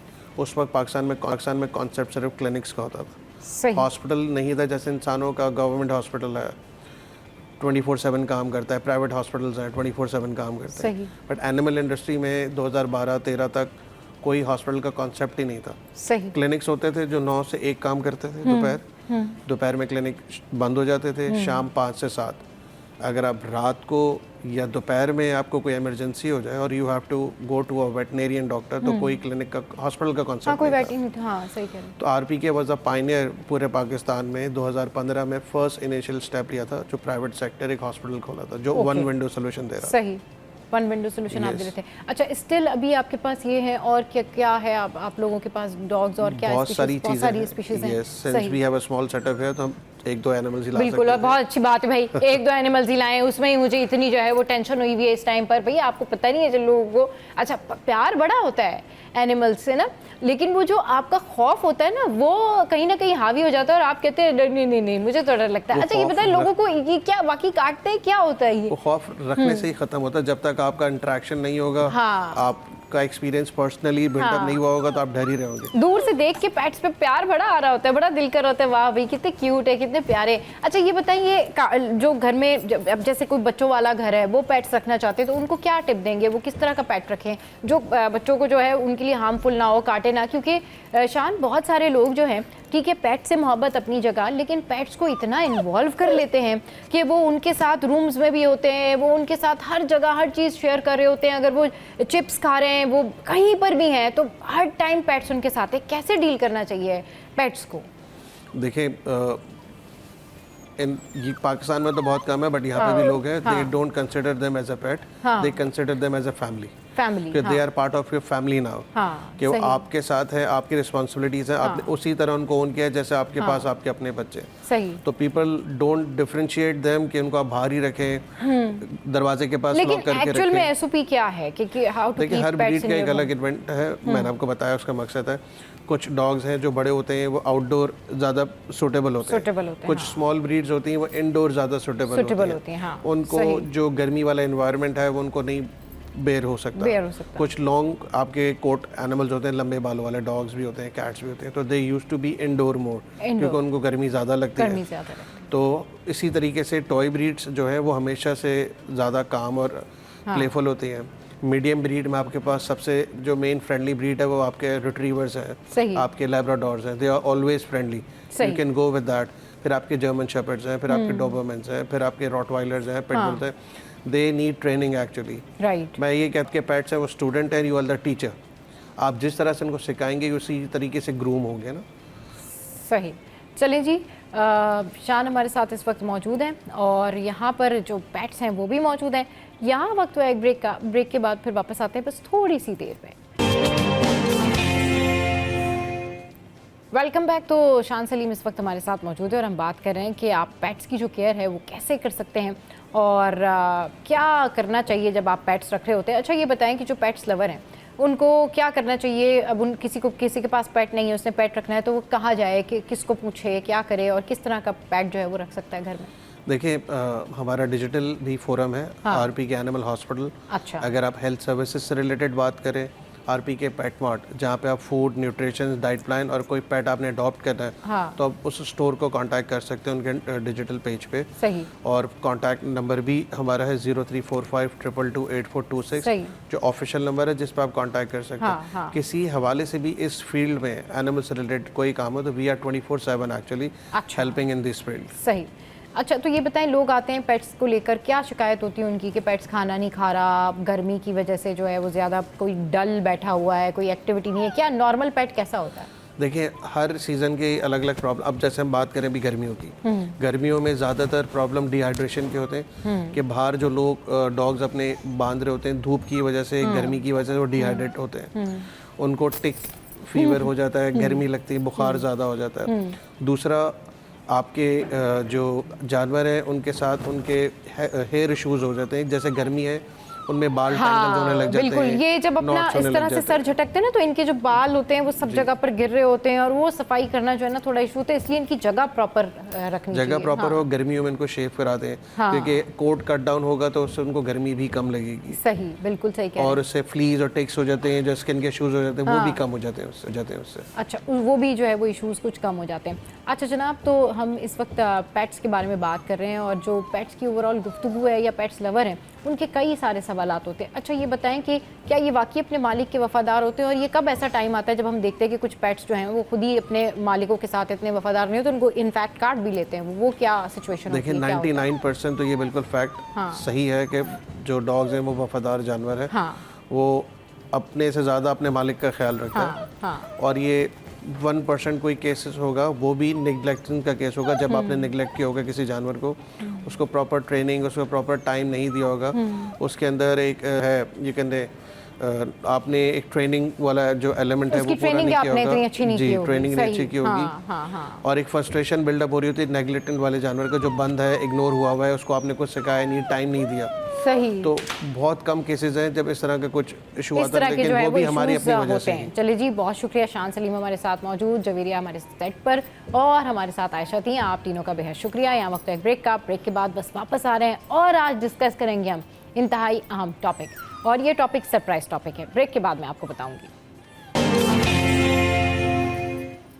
Welcome back. तो जनाब आज हम वो टॉपिक डिस्कस करने जा रहे हैं जो कि आपके लिए सरप्राइज टॉपिक था, और मेरे लिए सरप्राइज टॉपिक इसलिए है कि बहुत सारे लोग इस टॉपिक के ऊपर ध्यान ही नहीं देते और घरों में ये मसला चले जा रहा है, लेकिन इसका कोई सोल्यूशन नहीं है, कोई हल नहीं है, और सिर्फ ये कह दिया जाता है जी ठीक है लड़कियां जो हैं वो खुद कफील होना चाहिए, उनका करियर बनना चाहिए। और ये टॉपिक है जी शादी में जो ताख़ीर होती है लड़कियों की, उसकी असल वजह क्या है? क्या वालिदैन हैं जो कि इतना अच्छा रिश्ता ढूंढ रहे होते हैं, वो तो ये कंप्लेन कर रहे होते हैं कि भाई जितनी जल्दी हो सके हमारी बेटियों की शादियाँ हो जाए, हमारे लिए तो बड़े फ़र्ज़ अदायगी की बात है। लेकिन एक्चुअल में सिचुएशन क्या है, इस पर बात करने के लिए आज हमारे साथ मौजूद है Faria. Welcome to the show. कैसी हैं आप?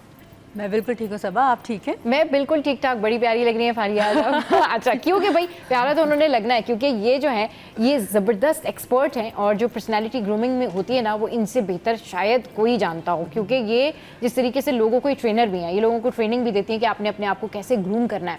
अच्छा फारिया, आज जो है वो टॉपिक थोड़ा सा इंटेंस भी है, थोड़ा सा डिफ़िकल्ट भी है, और थोड़ा सा ये सिचुएशन है कि है हर घर की कहानी, क्योंकि हर घर में कोई ना कोई बहन बेटी इस तरह की है जिसकी शादी नहीं हो रही। क्या समझती हैं क्या वजह है शादी में ताख़ीर की लड़कियों की? Parents yes. अच्छा, सख्ती करें पेरेंट्स। अच्छा, क्योंकि मैंने ये देखा है, लेकिन जब स्टार्टिंग से ही ना लड़कियां हमने नहीं करनी शादी, ऐसा कि मतलब क्यों नाफरमानी कर रहे हैं पेरेंट्स की? जबकि पेरेंट्स बेचारे परेशान हो जाते हैं कि बेटियां हमारी खुद से भी शादियां नहीं करना चाह रही, क्योंकि वो कहते हैं ना अननेसेसरी एक्सपेक्टेशंस भी बहुत ज़्यादा हैं। लड़कियाँ कहती हैं हमें इस तरह का लड़का चाहिए, हमें ऐसा चाहिए नहीं, ऐसा चाहिए नहीं, अभी हमने नहीं करनी, अभी हमें करियर बनाना है, अभी हमें पढ़ना है, अभी हमें बाहर, अभी दुनिया घूमी ही कहाँ है, तो ऐसा नहीं करना चाहिए। तो पेरेंट्स को इस चीज़ पे सख्ती करनी पड़ेगी। बिल्कुल ठीक कह रही हैं कि पेरेंट्स को इस चीज़ पर सख्ती करनी चाहिए और ये सख्ती होनी चाहिए। अच्छा ये बताएं कि लड़कियां कहती हैं कि ना अभी हम करियर बना रहे हैं, अभी हम जो है वो पढ़ रहे हैं, अभी हम जो है वो काम कर रहे हैं, फिर हम देखेंगे कि बाद में जब हम करियर बना लेंगे तो फिर हम शादियां कर लेंगे। सबा देखें, पढ़ाई समझ आती है मुझे, ठीक है, लेकिन कहीं कहीं देखें, कहीं मिसाल ऐसे ले लेते हैं कि कुछ घर वाकई में ऐसे हैं जहाँ भाई नहीं है, वालिद नहीं है, वहाँ ये समझ में आता है कि ठीक है सही है, we are supporting our parents and all. But ये वजह देना फजूल में, जो नॉर्मली आजकल घर में ये करियर की हवा बहुत चल रही है खवातीनों में, सही हमें अपना करियर बनाना है। करियर क्या है हमारा? करियर हमारे बच्चे, हमारे शौहर, और क्या है इसके अलावा करियर? बिल्कुल सही कह रही हैं। हर चीज़ देखिए, हमें तालीम इसलिए दी जाती है सोशली भी और रिलीजियसली भी। देखिए सबसे पहले हम मुसलमान हैं ना, क्यों दी जाती है कि खुदा ना खास्ता अल्लाह ना करे कोई बुरा वक्त आता है, हमारे घर पर आता है, अल्लाह ना करे, वालिद साहब का साया अगर उठ जाता है तो हम अच्छा लगे कि हम घर से बाहर निकल रहे हैं, या शौहर के ऊपर कोई बुरा वक्त आता है शादी के बाद, फिर समझ आता है कि नहीं चलें भाई बाहर निकलते हैं। लेकिन जो असली तालीम दी जाती है वो हमें इसलिए दी जाती है ताकि हमें एक नस्ल चलानी है। सही कह रही हैं। हमारे बच्चों के लिए वो तालीम दी जाती है ताकि हम अपने बच्चों को अच्छा सिखा सकें। सही। लेकिन करियर ये नहीं होता है कि नहीं भाई जॉब ऑफिस एंड ऑल, औरत का जो करियर है वो उसका असासा ही है जो उनके बच्चे हैं और उनके शौहर हैं। इसके अलावा अगर वाकई में करियर ग्रोथ, मैं तो इसे यही समझती हूँ कि बुरा वक्त खुदा ना खास्ता अगर आपके घर में है तो आप बिल्कुल भाई इस करियर की तरफ फोकस करें, लेकिन इसके लिए शादी को प्लीज़ डिले ना करें। बिल्कुल सही कह रहे हैं कि शादी को डिले ना करें। अच्छा फारिया, ये बड़ा कॉमन इशू है कि लड़कियां ये कहती हैं कि हम जिससे शादी करेंगे वो फाइनेंशियली स्ट्रांग भी हो, वो जो है उसके जो है वो लुक्स भी बड़े अच्छे हों, वो हैंडसम भी हो, उसके पास होंडा सिविक भी हो। हाँ, उसके पास होंडा सिविक भी हो। बिल्कुल सही बात है। तो भाई अच्छे looks, Honda Civic, financially strong और you know man of class, man of his word मिल जाते हैं इतनी आसानी से सब बंदे फिर तो ये बंदा नहीं हुआ, पता नहीं फिर क्या, ये क्या प्रिंस चार्मिंग हो गया। मतलब मिलते हैं ऐसे परफेक्ट लोग। सीरियसली ये ख्वाबों की दुनिया से बाहर आ जाएं। हाँ, ठीक है, ऐसा नहीं पॉसिबल है। हर जगह एक जगह ही सब चीज़ें ये नहीं मिल सकती, आपको कहीं ना कहीं कॉम्प्रोमाइज़ करना पड़ेगा। आप खुद बताएं, देखिए हमारी सोसाइटी में बहुत सारे ऐसे लोग हैं, ऐसे घराने हैं जो रेंट के घरों पर रहते हैं। ठीक है, सब कुछ रेंट पर, मतलब किस तरह गुजारा हो रहा है। 30 ईयर्स आपकी खुद की एज होती है 26-27 साल और आप एक्सपेक्टेशन कर रही हैं 30 साल के लड़के से कि उसके पास सिविक भी होगी, उसका अपना घर भी होगा। ठीक है, अरे बहुत ज़बरदस्त बात की है फारिया ने कि आपकी खुद की जो एज है वो है 30 साल, राइट, और आपने खुद सारी ज़िंदगी कुछ नहीं किया हुआ, मतलब आपने खुद नहीं कुछ किया हुआ, रैंडम आपने पढ़ाई पढ़ लिया है, मतलब 25-26 साल में आपने जो भी अपनी डिग्रीज थी वो कर ली है। फिर उसके बाद जो है वो अब आप 30 ईयर्स की हैं और अब आपकी हो नहीं रही शादी, लेकिन जिससे आपने शादी करनी है वो कितने ईयर्स के, 36, बिल्कुल, वो 36 ईयर्स का है। हाँ, वो अंडर 40 हो और उसके पास सब कुछ हो, मतलब उसके पास गाड़ी भी हो, उसके पास नौकर भी हो, वो मैन ऑफ हिज क्लास भी हो, मैन ऑफ हिज वर्ड्स भी हो, फिर वो लुक्स भी उसके अच्छे हों, उसकी हैबिट्स भी अच्छी हों, उसकी मतलब यानी कि जो ट्रैवलिंग स्किल्स है ना वो भी बड़ी अच्छी हों, कि वो एक्सपोजर करना जानता हो दुनिया भर में, एक अच्छा ट्रैवलर भी हो। भाई ये फिर बंदा नहीं हो तो फिर कोई जो है ना वो ख्वाहिशी प्रोग्राम हो गया। ये कैसे लोग मिलेंगे? ऐसे बहुत सारे लोग हैं। अभी भी मैं इस तरह, मतलब लड़कियां ख्वाबों की दुनिया से बाहर नहीं आना चाह रही हैं। वो यही चाहती हैं हमें सब कुछ ऑल इन वन मिल जाए। ऐसा नहीं पॉसिबल है सबा, ऐसा कैसे पॉसिबल है? आप बताएं, आपको एक लड़का बेचारा, वो अभी 30 इयर्स का हुआ है, उसने अभी ग्रेजुएशन या पोस्ट ग्रेजुएशन आगे फिलहाल किया है। वो स्ट्रगलिंग पीरियड में है, वो ये सब चीज़ें कैसे अफोर्ड कर सकता है? अभी या तो आप जद्दी पुश्ती एक रिच है, अब जो एक रिच बंदा होगा बिल्कुल, वो मिडिल क्लास और लो मिडिल क्लास से कैसे शादी कर सकता है? कैसे कर सकता है? सही बात है। अच्छा नहीं, लेकिन ऐसा समटाइम्स ऐसा होता है, इट हैपेंस कि बंदा बड़ा रिच है भाई और बहुत ज्यादा रिच है और उसने कहीं मिडिल क्लास फैमिली में कोई लड़की पसंद की, शादी हो भी गई, समहाउ बाद में वही जो ख्वाबों के शहजादे हैं वही नफरत के शहजादे हो जाते हैं और वो कहीं और निकल जाते हैं मामलात। ऐसा क्यों होता है? ये आप क्या देखती हैं कि अगर इस तरह से कोई मिल भी जाए आपको ख्वाबों का शहजादा तो वो फिर बाद में उतने ख्वाब जो है वो मेंटेन रह नहीं पाते, उसकी क्या वजह होती है? शहजादे तो सब शादी से पहले ही होते हैं, बाद में वो शादी जो हो जाती है ना फिर कोई शहजादा नहीं होता। सुन लिया जी, सारे शहजादे शादी से पहले होते, शादी के बाद कोई शहजादा जो है वो नहीं होता। शादी एक बहुत बड़ी रिस्पॉन्सिबिलिटी है, एक प्रैक्टिकल लाइफ है। ठीक है, और एक प्रैक्टिकल लाइफ है, ये कोई खेल नहीं है। और हमने मसला ये है, हम लोगों ने अननेसेसरी एक्सपेक्टेशन अपने हस्बैंड से भी रखी हुई है। सही, ठीक है, वो ऑलरेडी देखें हमने ये रखा हुआ है कि ये हमें ऐसे करेंगे ऐसे करेंगे। देखें हम जिस मुल्क में जिस शहर में रहते हैं वो ऑलरेडी एक इतनी जंग लड़कर आ रहा है घर में। और हमारी एक्सपेक्टेशन जो है वो इतनी हाई हुई है, नहीं अभी ये आएंगे तो देखिए मेरे लिए फूल लेकर आएंगे तो ये लेकर आएंगे, ऐसा नहीं है। वो एक जंग लड़कर आ रहा है, बल्कि हमें सब्र करना चाहिए कि नहीं ये मेरा बादशाह है, ये मेरा किंग है, ये मेरा शौहर है, ये मेरे लिए ही सब कुछ कर आ रहा है। और हम उनको क्या कर रहे होते हैं?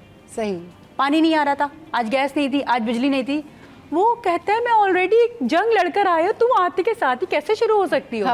तो प्लीज़ आप लोग ज़रा ख्याल रखें, इन ख़वातीन ज़रा एहसास करें अपने हस्बैंड्स का। अच्छा, ये इसमें आप क्या देखती हैं कि ये जो लड़कियों की शादियों में ताख़ीर होती है, इसमें पेरेंट्स तो कह रहे होते हैं भाई हम तो बहुत सारे रिश्ते देख रहे हैं, लेकिन बहुत सारी लड़कियाँ फारिहा अपने भाइयों के ऊपर भी ये प्रेशर डाल रही होती हैं, वालिदैन पर भी ये प्रेशर डाल रही होती है कि ठीक है हम शादी करेंगे, लेकिन अगर करेंगे तो ऐसी जगह पर करेंगे जो लड़का जो है वो हमारी मर्ज़ी के मुताबिक हो, अच्छा कमाता हो, अच्छी शक्ल हो, अच्छी सूरत हो। तो क्या वालिदैन स्ट्रेस में नहीं आ जाते? घर वाले परेशान नहीं होते? ये ओवरऑल पेरेंट्स की जो परेशानी है दुगनी नहीं हो जाती है? देखें मैं क्या वाकई कोई परेशानी, पेरेंट्स की परेशानी दूर करने में लड़कियाँ कितना अहम किरदार अदा कर सकती हैं? सबा देखें ये उनका राइट भी है, देखा जाए देखें अच्छा लड़का हर कोई चाहिए, ठीक है ना, और अच्छी फैमिली से भी ताल्लुक़ रखना चाहिए और सब चीज़ें बिल्कुल पेरेंट्स को देखना चाहिए। लेकिन देखें हमें ना कभी भी पता नहीं कैसे पता चलेगा कि ये अच्छी फैमिली है हमारे लिए। सही, ये पता नहीं चल सकता सबा। देखें जब रिश्ते आते हैं ना तो रिश्ते वाले भी अपना होमवर्क कर आते हैं, हमें अच्छा ही बनना है, हमें अच्छा ही बनना है, क्योंकि हर कोई देखिए कोई अपनी बुराई कैसे बताएगा। हाँ, तो ये तो with the passage of time ही पता चलता है कि कौन सा रिश्ता अच्छा है, कौन सा रिश्ता बुरा है। लेकिन ये जो आप बात कर रही हैं ना लड़कियों की, ये तो चलें ठीक है, उनके बेसिक्स हैं, ये राइट्स हैं उनके कि भाई उनको अच्छा लड़का ही मिलना चाहिए। लेकिन एक होता है कि नहीं खुद रहते होंगे वो, मैं इलाकों के नाम स्पेसिफाई नहीं आप नहीं, बिल्कुल खुल के बात करें आप, बिल्कुल खुल के बात करें, स्पेसिफाई नहीं कर रही, लेकिन खुद होंगे। जैसे अगर फर्ज करें कोई अगर ऑर्डिनरी जगह पे रह रहा है, में या इस तरह रह रहा है, अब वो कह रहा है मुझे डिफेंस में ही शादी करनी है, दिस इज नॉट लाइक, ऐसा पॉसिबल नहीं है। आप अपनी एक्सपेक्टेशन थोड़ी कम करें, तो बंदा लॉयल हो, ऑनेस्ट हो, ये काफ़ी है। वो रहता कहाँ है कहाँ नहीं है, लेकिन अब एक एक चीज़ काउंटर कर रहे हैं। उसके पास मेहरान नहीं हो, खुद अच्छा घरों में मेहरान में होंगे, ठीक है, लेकिन लड़का उनको सिविक वाला चाहिए, सिविक वाला अच्छा। और फिर दूसरी बात ये सारे जो बात ये होती है वो ये होती है कि somehow I saw those girls जो कि एजुकेटेड होती हैं, उनका थॉट चेंज होता है, लेकिन उनकी फैमिली का थॉट चेंज नहीं होता। पता है क्या, पूरी फैमिली का, एक खानदान का ना प्रेशर होता है कि जी अगर लड़की की शादी होनी है, यानी कि अगर किसी की लड़की डॉक्टर बन रही है, किसी की लड़की इंजीनियर बन रही है, किसी की लड़की ने कोई ख़ास कमाल कर दिया है, तो भाई वो जो पूरा ख़ानदान है उसका अपने तौर पे, चाहे घर वाले सोच रहे हैं या नहीं सोच रहे, लेकिन बाकियों का जो दिमाग है ना वो ये बना हुआ है कि भाई अगर अब इसने किसी अपने से किसी कम ऐसे बंदे से शादी की जो फाइनेंशियली स्ट्रांग नहीं हो, जो शक्ल में अच्छा ना हो, जो दिखता अच्छा ना हो, तो भाई उसका जीना हराम कर देना है। और ये ख़ानदानों में होता है, इस वजह से भी लड़कियां शादियां नहीं करती हैं, क्योंकि जब वो बहुत ज़्यादा स्ट्रांग हो जाती हैं, जब वो अपना करियर की पीक पे पहुंच जाती है ना, तो फिर वो किसी नॉर्मल बंदे को से शादी नहीं कर पाती। उसकी रीज़न ये होती है कि उनको वो जो सोसाइटी है उसमें जवाब देना पड़ता है, और ये भी एक बहुत बड़ी रीज़न होती है। तो आप कैसे देखती हैं, क्या मैसेज देना चाहती हैं आप उन लड़कियों को जो वाकई अपना अच्छा कमा रही हैं, अच्छा उनका करियर है? हम ये नहीं कहते भाई सबका अपना अपना राइट है, सब अपनी पसंद से कर लें शादियां, लेकिन कम से कम जो परफेक्शनिस्ट मिस्टर परफेक्शनिस्ट की तलाश है ना, वो तो शायद कहीं भी कभी भी पूरी नहीं, ये तलाश तो फिर कभी कंप्लीट नहीं हो सकती, परफेक्ट तो कोई भी नहीं होता। You have to compromise. आप जो है वो किसी की अब ये भी नहीं है कि हम ये कह रहे हैं कि शक्ल पे कॉम्प्रोमाइज कर लें, तो उसका मतलब ये भी नहीं है कि आप बिल्कुल ही कोई इस तरीके से देखें, बट आप नॉर्मल अगर कोई दीनदार है, अच्छा कमाता है, अच्छी फैमिली से है, सबसे अच्छी चीज़ क्या देखी जाती है रिश्ता करते हुए? सब देखा जाता है सब आजकल। अच्छा, लड़का भी देखना चाहिए, पेरेंट्स भी। आपको यू नेवर नो कि आप देखिए पूरे घर, हमें ऐसा लग रहा होता है कि लड़के से सिर्फ शादी हो रही, जबकि उसको एक फैमिली मेंटर होना है, उसको सब कुछ देखना होता है सबा। ऐसा ये बहुत रेयर केसेस में ऐसा होता है कि लड़कियां अलग से जा रही हैं या इंडिविजुअल रह रही हैं, बट ज़्यादातर हमारी जो सोसाइटी है, जो हमारा कल्चर है, हम अपने पेरेंट्स से भी देखते हुए आ रहे हैं, वो पूरा घर ही संभाल रही होती हैं। तो मैं ही कहती हूँ सब चीज़ें देखें, किस तरह का माहौल है, इज़्ज़तदार, सबसे बड़ी बात है इज़्ज़तदार है। क्योंकि देखिए आजकल क्या चल रहा है, पैसा नंबर 1 प्रायोरिटी क्या है, पैसा। आप खुद देखिए पेरेंट्स की भी क्या प्रायोरिटी है, लड़का या तो बाहर हो या पैसे वाला हो, लड़की की भी अब प्रायोरिटी चल रही है, ये लड़का बाहर हो या पैसे वाला हो। हर चीज़ का हल पैसा नहीं है, पैसों से आगे एक चीज़ होती है सेल्फ रिस्पेक्ट, मोहब्बत, प्यार, ये भी बहुत सारी खुलूस चीज़ें हैं। अगर ये चीज़ें हैं तो फिर please go ahead for the शादी। लेकिन अगर पैसा आपकी हर चीज़ में प्रायोरिटी, पैसा कब तक है सबा, पैसा कब तक है? लेकिन आजकल के दौर में हमने हर चीज़ को पैसे से कंपैरिजन किया हुआ है। इतनी ज़्यादा वैल्यू हो गई है पैसे की कि हर बंदा बस ये देखता है गाड़ी कौन सी है, आपका लाइफस्टाइल कैसा है, रेंट पे रहते हैं, हाँ रेंट पे रहते हैं, या आपका अपना घर है। अच्छा, और लोगों को जज करने का सिलसिला जारी है। और मजे की बात ये कि वो पूछेंगे भी नहीं कि अगर आप रेंट पे रहते तो क्यों रहते हैं, what's your background to living here. हो सकता है भाई किसी के साथ कोई इंसिडेंट हुआ हो, अपना घर कब लेंगे आप लोग? अपना घर कब लेंगे आप? हो सकता है भाई उसके 10 घर हो लेकिन किसी ने कब्जा कर लिया हो, 10 मसले होते हैं ना लोगों के। हो सकता है किसी की बेटी की शादी इसलिए नहीं हुई हो, या इसलिए किसी की बेटी की डिवोर्स हो गई हो कि उनके साथ वाकई कोई ट्रैप हो गया हो, कोई हैक हो गया हो, बट लोग टॉन्ट मारना नहीं छोड़ते। और लड़कियों की जो एक थॉट होता है ना, जिसके ऊपर हम बात करें कि लड़कियां कवारी क्यों रह जाती हैं या उनकी इतनी देर में जो शादियां होती है उसकी रीज़न क्या होती है, उसकी रीज़न भी ये सोसाइटी ही होती है। बिल्कुल, क्योंकि सोसाइटी का इतना प्रेशर होता है। आप आम नॉर्मल किसी मतलब एक कॉमन बात है कि किसी कॉमन बंदी को भी आप पिक करें और उससे पूछें कि भाई आप किस तरह के लड़के से शादी करना चाहती हैं, फरीहा वो आपको एक थोड़ी थोड़ी करके लंबी लिस्ट बता देगी, जबकि शायद वो खुद कुछ नहीं कर रही होगी, ऐसा ही वो उसकी फैमिली शायद उतनी इस्टेब्लिश नहीं होगी, शायद उसने अपने घर में ये सारी चीज़ें नहीं की होंगी, मगर जो ख्वाहिशात है ना वो आप अपने हिसाब से ही करते हैं या अपने अपनी सिचुएशन को देख के करते हैं। भाई अगर आप चांद के करीब रहते तो आप चांद पे जाने का सोचेंगे, लेकिन अगर आप ज़मीन पे हैं तो ऑब्वियसली फिर अब आप इधर ही स्टे करेंगे ना, आप यही सोचेंगे कि okay fine I can go to the some kind of floors, मैं जीना चढ़ के जा सकता हूँ। बिल्कुल। तो ये जो हाई थॉट और हाई डिमांड्स, इनका क्या करेगा बंदा? अभी चले इन हाई डिमांड्स के ये बताएं कि ये जो अगर पैसे को देख रहे हैं या बाहर मुल्क के लिए लड़का देख रहे हैं, ये क्या आप इस चीज़ की कैसे श्योरिटी दे सकती हैं कि ये चीज़ें हर वक्त रहेंगी? उनके हिसाब से तो यही है ना कि पैसे तो हमेशा रहेंगे लड़के के पास, ये क्या मसला है? क्योंकि ये तो देखिए मटेरियलिस्टिक चीज़ें हैं, पैसा तो आने जाने की चीज़ है, आज इसके पास कल उसके पास। ये अब इस चीज़ की श्योरिटी अगर आप लोग दे सकते, भाई पेरेंट्स अगर दे सकते हैं कि नहीं हमारी बच्ची खुश रहेगी, नहीं भाई पैसे वाले लोग खुश रहेंगे, तो ठीक है, गो अहेड। लेकिन देखिए इनसे भी बढ़ के बहुत सारी चीज़ें हैं, हर चीज़ पैसे से, ये it is the essential part, पैसा is the essential part but not the full life.